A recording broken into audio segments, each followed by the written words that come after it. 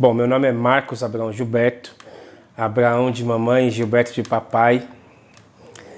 Eu cheguei no pseudônimo Marquinhos Jaca, porque onde eu morava tinha 2 Marquinhos.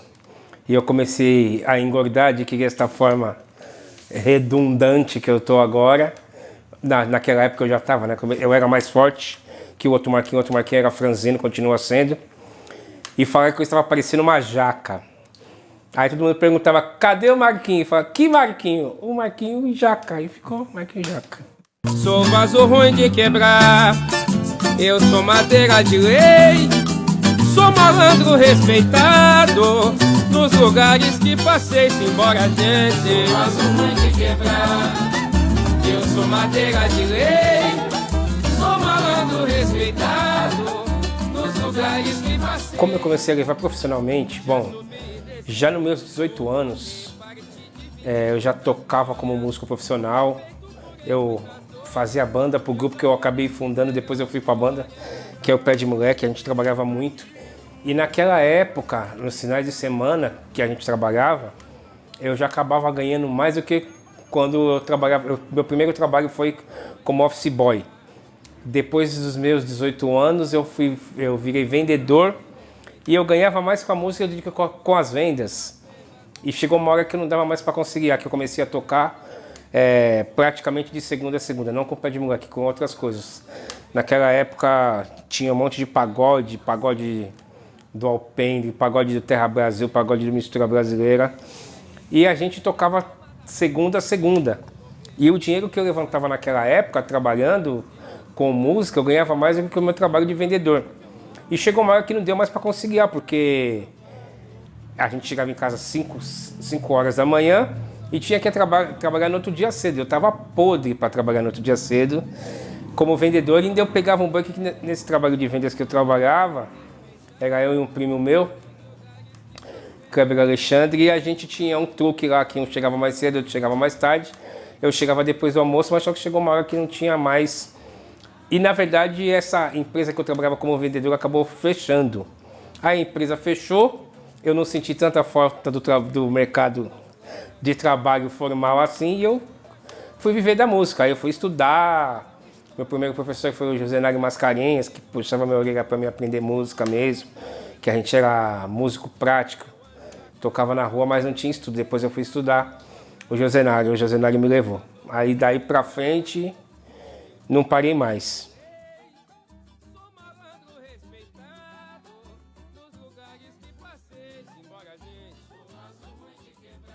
Não, eu trabalhei como office boy eu trabalhei numa... Meu primeiro trabalho foi numa contabilidade, que eu falo que foi o melhor trabalho que eu tive.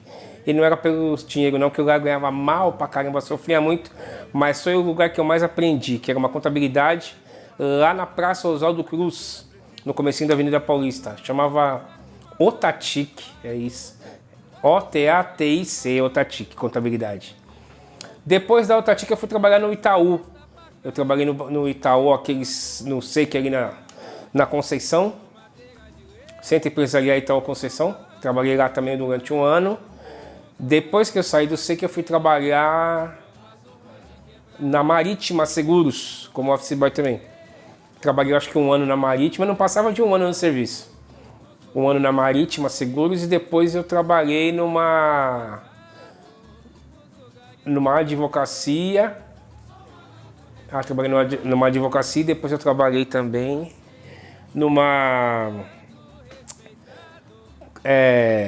essas lojas que vendem passagem aérea, que eu já esqueci o nome. Agência de turismo. Era praticamente uma agência de turismo. Só vendia passagem, não fazia pacote não. Chantecler chamava, que também faliu tudo.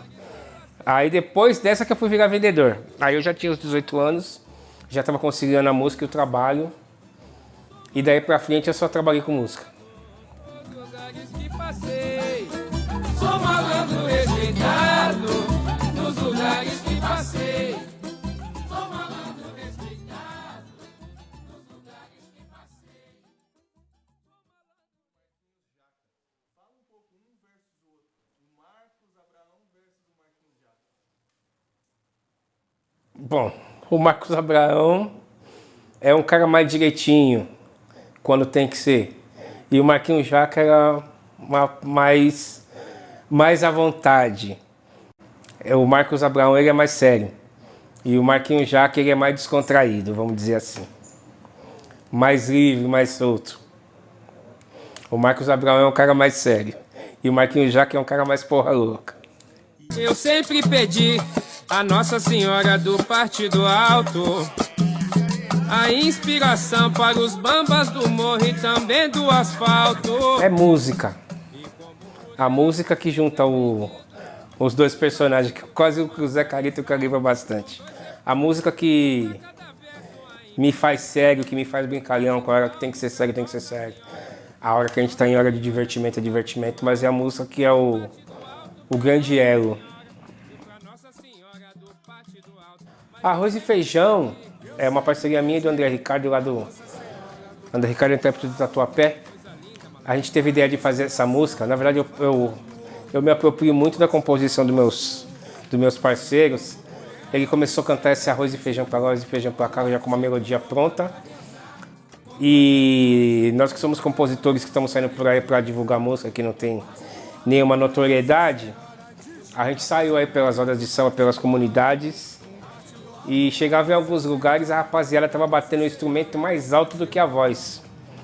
Aí a gente pedia para a rapaziada tocar arroz e feijão, que arroz e feijão bem temperado não precisa de mistura, para eles tocarem um pouquinho mais baixinho. Então hoje a gente chega numa roda de samba, a rapaziada tá batendo no instrumento, mas com uma força que é só para acompanhar, não é para ele se sobressair com ninguém. Tem uma rapaziada que não tinha entendido. Aí a gente eu acabei tomando essa ideia para mim do arroz e feijão. O arroz e feijão saiu dessa minha necessidade de comunicar com essa rapaziada. Então eu me apropriei do tema que ele falava de gordura, de bife com gordura. E eu falei, não, é arroz e feijão. Aí depois que eu mostrei pra ele a ideia, ele falou, pô, isso é legal. Aí eu desenrolei a música. Então a ideia do arroz e feijão é pra falar pra rapaziada que arroz e feijão dá certo. Que sempre deu certo. Não espanque os instrumentos, tenha compostura, que arroz e feijão bem temperado não precisa de mistura. Não espanque os instrumentos, tenha compostura, que arroz e feijão bem temperado não precisa de mistura. A parte importante do samba é a melodia e a literatura. Ninguém vai ter entendimento se você executar com altura. Tem que se dosar o peso, a pressão e a temperatura. Se você não tem esse entendimento, refaça a sua leitura. Não espanque os instrumentos, tenha compostura, que arroz e feijão bem temperado não precisa de mistura. Não espanque os instrumentos, tenha compostura, que arroz e feijão bem temperado não precisa de mistura. No samba o menos é mais, muita coisa já vira frescura. Vaidade e exibicionismo e muda sua conjuntura. Bota em sua consciência de uma maneira madura que o samba traz em sua essência a simplicidade pura. Não espanque os instrumentos, tenha compostura, que arroz e feijão bem temperado não precisa de mistura.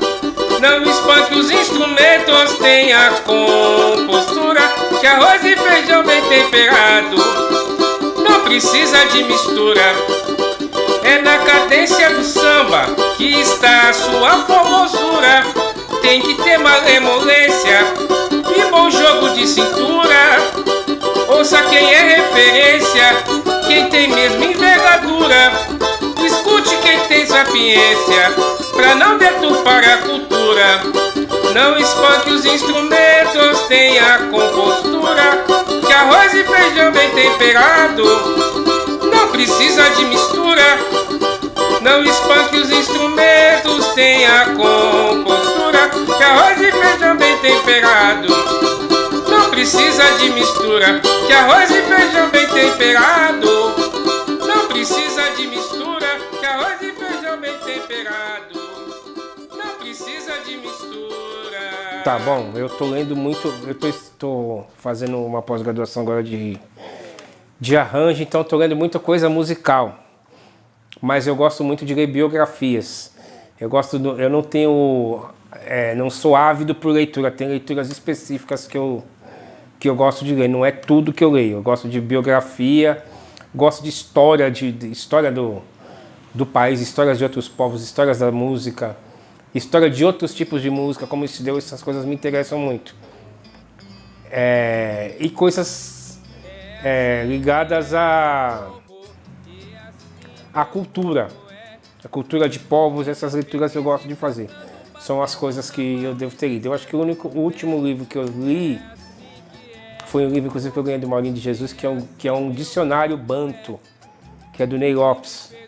Foi a última leitura que eu tive tempo de parar para ler. Não, mentira, eu li um outro livro. Eu li um livro uma biografia do Ney Lopes, eu li antes. Que inclusive é do meu amigo Ronaldinho da Cuica, que eu preciso devolver para ele, um disco do Padeirinho da Mangueira, de uma história do Padeirinho da Mangueira. Foi o último livro que eu li. Que essas histórias de sambistas eu gosto bastante de ler para mim saber as histórias dele. Foi do Padeirinho. O último livro. Agora séries eu vejo bastante. Eu gosto de ação, muito série de ação. A última série que eu vi foi Breaking Bad, que é de um professor, eu não vou dar spoiler aqui para rapaziada ver, de um professor de química de uma escola estadual que tem uns problemas na vida e acaba dando uma guinada da vida dele. Que eu vi de novo, né? Descendência africana. Breaking Bad. É assim que nós somos. E assim meu povo vive feliz e cantando, batendo na mão e dizendo no pé. É Umbanda, é Quimbanda, é Macumbé, Candomblé. Mas há os que vão para a igreja com a Bíblia pregar sua fé. É assim. Meu propósito no samba é fazer do samba uma coisa valorizada, que o samba é muito desvalorizado, inclusive pelos próprios sambistas. Fazer com que os sambistas compreendam o samba, que a rapaziada ainda não compreendeu o que o samba é, o que o samba faz, o que o samba proporciona. Eu não sei se é uma missão que já está ficando meio cansativa de explicar um monte de coisa, a rapaziada não está entendendo nada. Eu não sei se missão a gente vai até o final e essa daí eu já estou ficando meio cansado. Só fazer música não é o suficiente, a gente tem que fazer mais pelo samba, criar política pro samba, entender que o samba é política. E isso que eu estou tentando fazer com a rapaziada, não sei se é missão, mas eu tenho forçado muito disso e a rapaziada não tem entendido. Inclusive desentende, né? Acha que não é nada disso, fica muito complicado. Mas eu acho que é mais isso, explica para a rapaziada o que o samba proporciona de todos os sentidos. O que através do samba nós podemos fazer é muita coisa. E, inclusive eu acho que tem coisas que somente o samba pode fazer.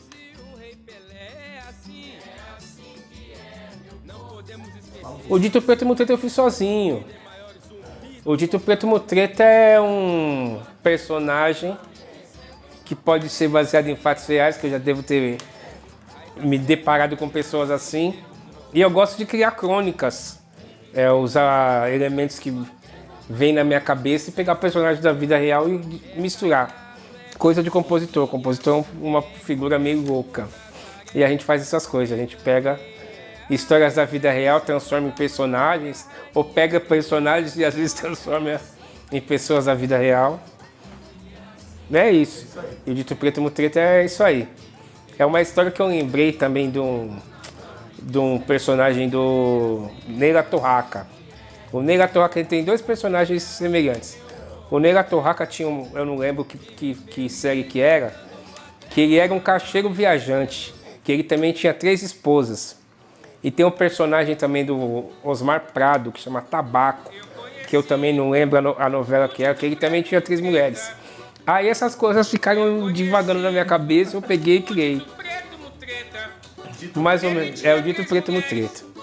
O nome que foi uma sacada boa. Não sei onde eu arrumei esse Dito Preto Mutreta, mas ficou assim. Eu conheci o Dito Preto Mutreta. Eu conheci o Dito Preto Mutreta. Ele tinha 3 mulheres, uma ruiva, uma loira e uma nega preta. Ele tinha 3 mulheres, uma ruiva, uma loira e uma nega preta. Com a ruiva ele vivia de domingo até terça. Com a loira ele ficava de quarta até a sexta. Quando dava sexta-noite, ia pra casa lá da nega preta. Se sumisse no fim de semana, a crioula arrumava uma treta. Eu conheci o dito preto mutreta. Eu conheci o dito preto mutreta. Ele tinha 3 mulheres, uma ruiva, uma loira e uma nega preta. Ele tinha 3 mulheres, uma ruiva, uma loira e uma nega preta. Dizia pra todas elas que tinham emprego no alto escalão, que viajava São Paulo, Rio, Bahia e o Maranhão. Ele tinha um filho com cada, todos chamavam João. É que ele morria de medo de trocar o nome e arrumar confusão. Eu conheci o dito preto mutreta. Eu conheci o dito preto mutreta. Ele tinha 3 mulheres, uma ruiva, uma loira e uma nega preta. Ele tinha 3 mulheres, uma ruiva, uma loira e uma nega preta. A ruiva lhe tinha respeito e muita admiração. A loira tinha muito medo e muita submissão. A encrenca era a nega preta, que até saía na mão, que zumbeira fazia barraco e falava palavrão. Eu conheci o dito preto mutreta. Eu conheci o dito preto mutreta. Ele tinha 3 mulheres, uma ruiva, uma loira e uma nega preta. Ele tinha 3 mulheres, uma ruiva, uma loira e uma nega preta. Eu tenho. Na verdade, eu escuto tudo que meus pais ouviam. É que eu gosto de fazer... Eu gosto de fazer samba, não. Vou dizer que o samba gosta de mim, que ele me deixa fazê-lo. Mas eu escuto um monte de outras músicas. Eu escuto música clássica que eu gosto muito, que eu aprendi a ouvir com meu pai. O que chamam de MPB, que o samba é MPB, mas não se enquadra perante os olhos de uns e outros. Bossa nova pra caramba, eu gosto. Gosto de música brasileira. Até o rock anos 80 eu gosto. Não escuto só samba, não. Muito pelo contrário. Eu nunca só cresci ouvindo só um estilo de música, que o samba é mais predominante. Mas eu ouço outros tipos de música e gosto de outros tipos de música. Gosto do Ivan Lins, do João Bosco, do Gonzaguinha, do Chico Buarque. Acho esse cara aí sensacional. Eu escuto um monte de gente.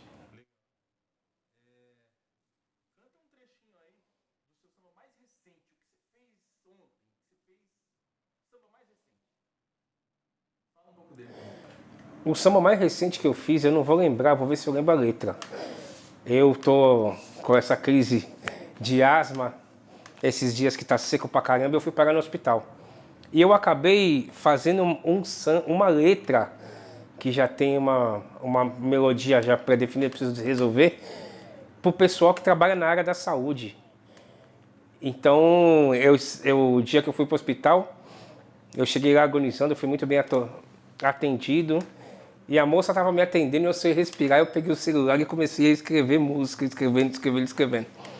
E quando acabou o atendimento, eu estava com a música pronta.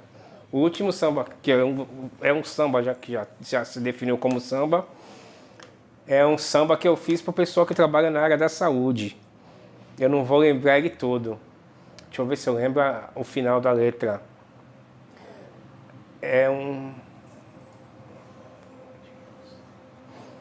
Um grande viva você e por toda essa sua virtude de entregar a sua vida à nossa saúde.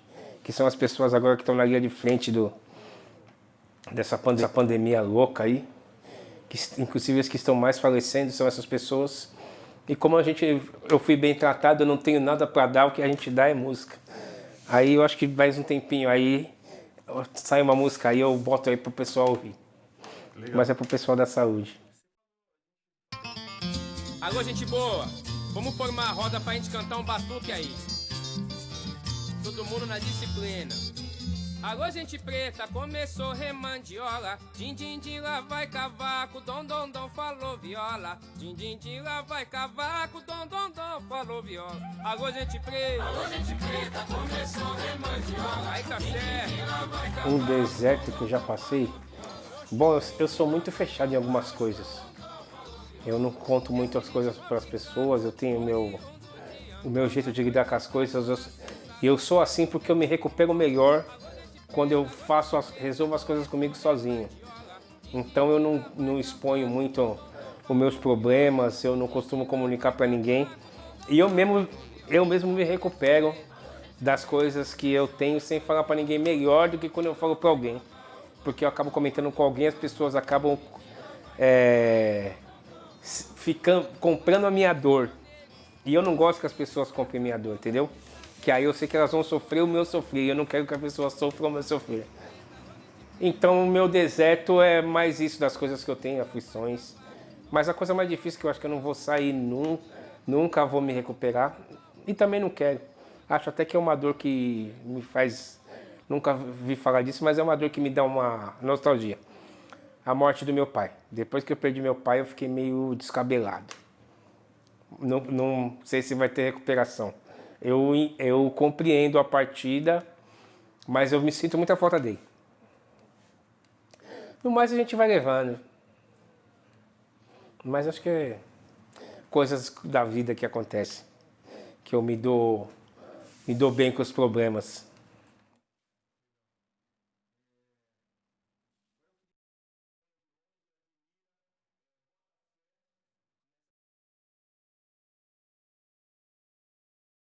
Da nova geração, pô, eu não fiz nada com ele, mas a gente não fiz nada assim, a gente não é parceiro de composição, mas um cara que eu tô gostando muito de ouvir é o Mumu de Oliveira.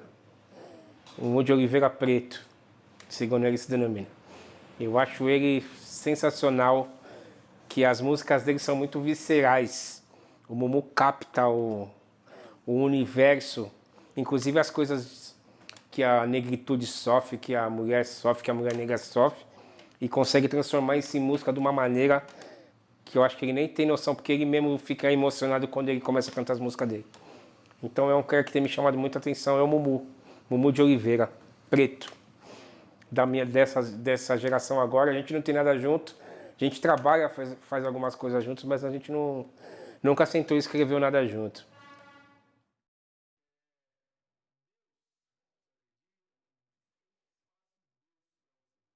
Não acredito que existe um ser criador. A gente não ia estar aqui do nada. Alguma coisa acontece para que nós estejamos aqui, para que as coisas funcionem, para que as plantas cresçam, para que chova. Existe um ser. Acredito nisso sim. Mas não numa figura física de um Deus. Existe uma energia, uma força que faz com que essas coisas aconteçam. Isso eu acredito. Eu sou feliz. Sou feliz. Sou muito feliz. Felicidade? Poxa.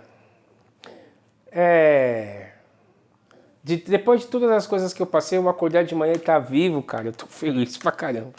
Que eu tô vendo tanta gente ir embora, perdi tantos amigos.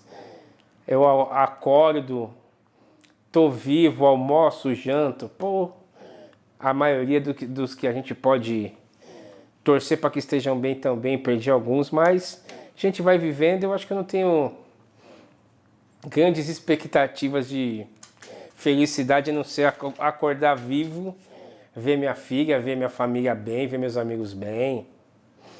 Eu acho que é isso aí. Sou feliz sim.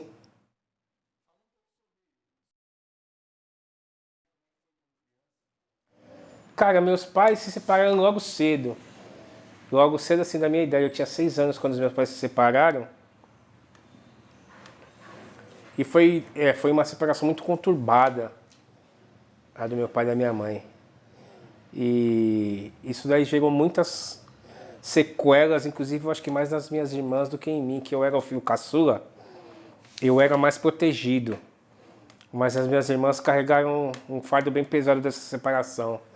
sofreram várias consequências, passaram por várias coisas.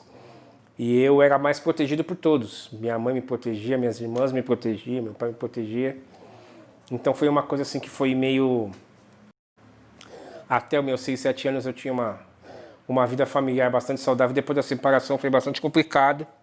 Até porque chegou uma época que eu queria morar com meu pai também, que eu sempre fui vidrado no meu pai. E foi uma coisa meio desgastante, porque teve disputa judicial para mim morar com meu pai. Meu pai também queria muito que eu fosse morar com ele. Eu era o filho homem que ele tanto queria. Eu era o parceiro dele, vamos dizer assim. Para fazer os passeios dele, para levar nos campos de futebol, nos botecos. Então eu tinha preferência por ele em vez das minhas irmãs. Que ele não ia querer levar minhas irmãs nos ambientes que ele me levava. Então foi... depois que eu fui morar com ele, as coisas apaziguaram. Mas nessa época aí foi bastante conturbado. Eram umas coisas loucas. Eu ia para a escola, minha mãe ia me buscar na escola para me voltar. Eu pulava muro de escola e ia para casa do meu pai. Era umas coisas meio doidas. Mas isso aí também tudo se resolveu. Mas de todos eu fui o mais protegido. Eu fiquei menos sequelado do que minhas irmãs ficaram. Minhas irmãs ficaram... Até hoje tem coisas que elas nem sabem que elas devem ter, que eu vejo que aconteceu por conta disso que aconteceu lá atrás. Mas todos nós sobrevivemos também. Tá todo mundo vivo aí para contar um dia, se é que elas vão contar essa história um dia. E elas sabem que isso que elas sofreram lá atrás acarretou que elas são agora, as coisas que aconteceram no decorrer da vida delas. Ou você entra no meu esquema e me trata como... Eu sou vai-vai. Ou farei da sua vida um inferno, eu serei seu... Meu pai era vai-vai, minha mãe era vai-vai. Meu pai morava na Major Diogo, minha mãe conheceu meu pai lá. Então, a primeira escola que eu tive contato imediato com samba foi vai-vai. Então, não tinha muito para onde eu correr. A minha relação com o vai-vai no começo era muito boa. Depois que eu comecei a entrar muito dentro, que eu vi que não era legal, aí eu acabei me afastando de escola de samba. Não é do vai-vai não, porque eu sempre tive contato com muita gente de escola de samba e nas próprias escolas de samba também. E existe mais ou menos um círculo vicioso de coisas ruins que acontecem em todas as escolas de samba que eu acabei me afastando. Mas eu frequentei muito tempo, é uma escola que eu amo. Eu amo a história da escola, como a escola foi concebida, essas coisas todas. Mas hoje nenhuma escola de samba me emociona mais, que nem já me emocionou um dia. Que eu gostava de ir no vai-vai, claro. E nas outras escolas de samba também gostava do movimento, daquela negritude, daquele pessoal que fazia aquelas coisas por amor à escola. Aqueles encontros que tinha de bateria de uma escola com outra, que era legal pra caramba. Hoje não tem mais essas coisas. Aí eu meio que me afastei das escolas de samba, não me emociona mais. É um lugar que eu não tenho vontade de ir.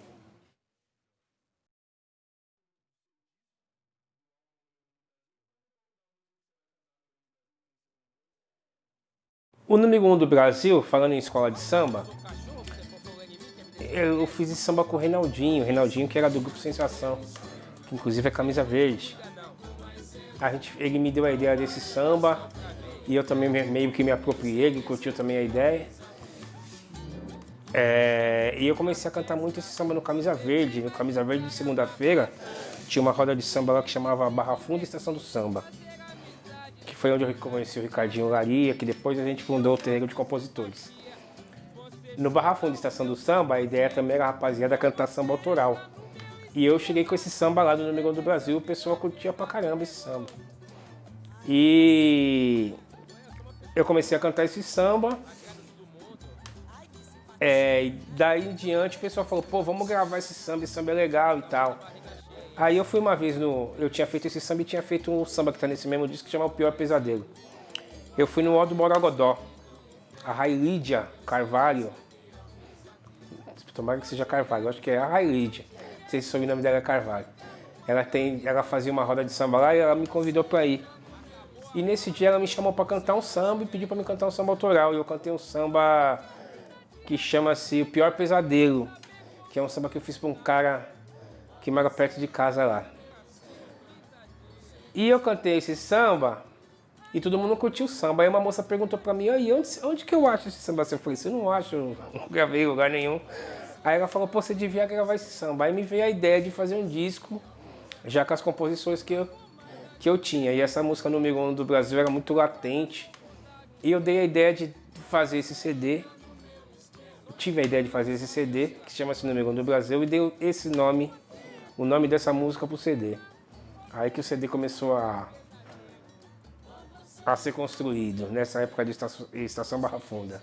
Barra Funda e Estação do Samba, que é um pagode de segunda. Aí depois o Barra Funda e Estação do Samba acabou, não teve mais, mudou a presidência, eu não lembro. Eu tinha conhecido o Ricardinho Lari, a gente tinha que, falei, meu, a gente tá carente de mostrar nossas obras e cantar nosso samba por aí. Aí o Ricardinho falou, não, vamos montar um outro movimento, pai, e a gente resolveu fazer o Terreiro de Compositores. E Ricardinho Laria, daí veio, acho que o Brão Lopes participou, não lembro muito dos fundadores todos. Magrão, Cláudio Honor, essa rapaziada do Terreiro Antiga. Foi juntando, eu não sei nem como é que como esse povo foi capturado e colocado no mesmo bonde. Mas no fim a gente estava todo mundo lá. Aí a gente deu prosseguimento nesse trabalho com o Terreiro de Compositores. Vamos junto, vamos em frente, o samba não pode parar, e depende da gente mostrar que ele é popular. Ele é verde, amarelo, branco, paz e azul anil. O mundo reconhece o número 1 do Brasil. Vamos junto, vamos em frente, que o samba não pode parar, e depende da gente mostrar que ele é popular. Ele é verde, amarelo, branco, paz e azul anil. E o mundo reconhece o número 1 do Brasil. Ele que chegou aqui no navio negreiro e que era cultuado no cativeiro, foi cantado sob a luz de um candeeiro, alimentava a alma de um povo inteiro. Vamos junto, vamos em frente, que o samba não pode parar, e depende da gente mostrar que ele é popular. Ele é verde, amarelo, branco, paz e azul anil. E o mundo reconhece o número 1 do Brasil. E quem quer lhe corromper é o dinheiro. E quem mancha sua imagem são os sambeiros. Mas ele tem raiz forte, é por inteiro sua maior resistência.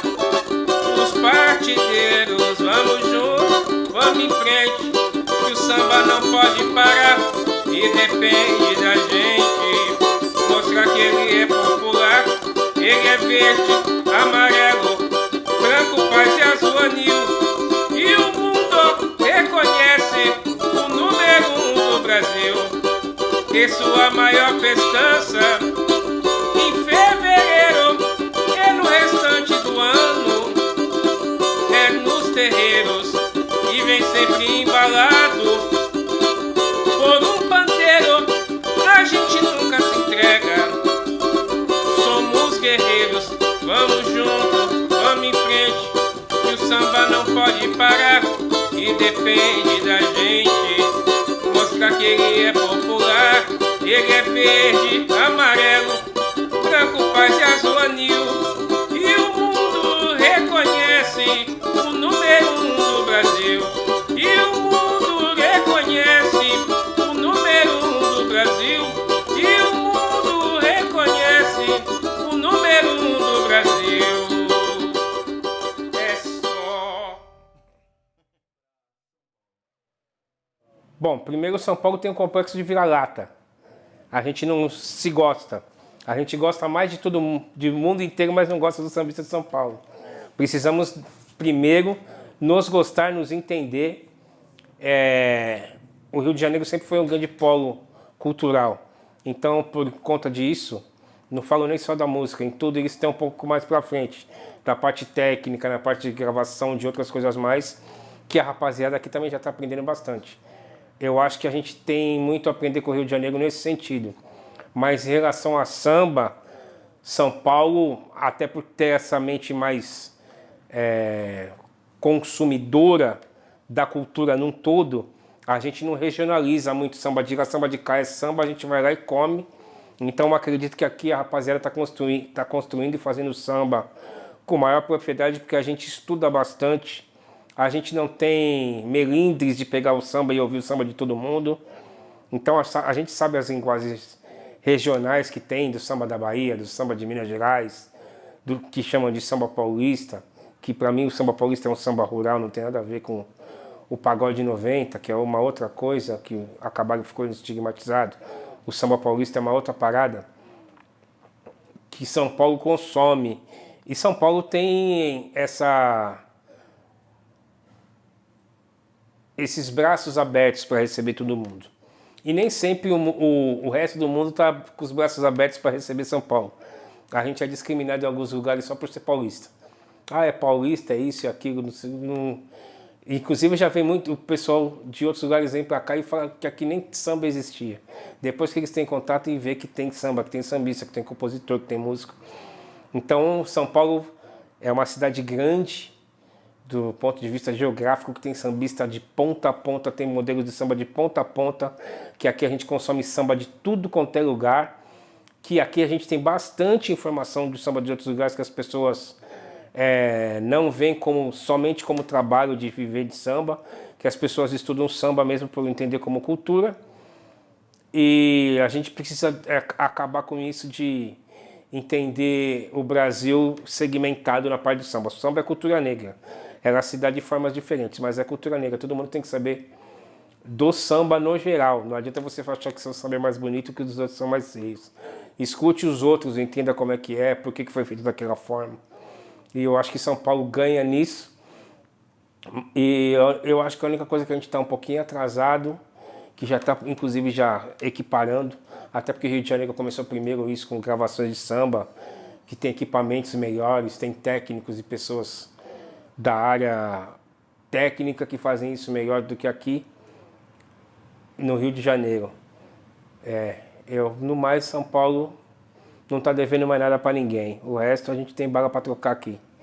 Em São Paulo, em Minas Gerais, na Bahia, tem sambista bom em tudo quanto é lugar. Brasília, tem um monte de cara bom. É só a gente parar com isso aqui. O samba é uma coisa grandiosa. Ele só precisa se entender e parar de brigar com ele mesmo. Depois que ele parar de brigar com ele mesmo, aí a rapaziada vai ver que o samba não é de brincadeira. Só isso.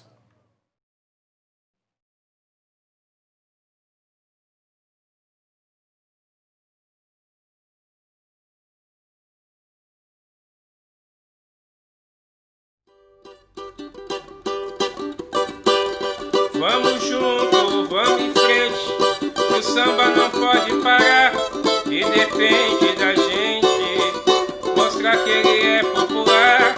Ele é verde, amarelo, branco, paz e azul anil. O mundo reconhece. Salve, salve, gente! Você que assistiu o programa Paleta aí, dá um curtir aí, ó. Dá um joinha pra gente aí, dá uma compartilhada aí pra gente fazer o bolo crescer. Valeu? Tamo junto, um abraço a todos. Mostrar que ele é popular. Ele é verde, amarelo, branco, paz e azul anil. E o mundo reconhece.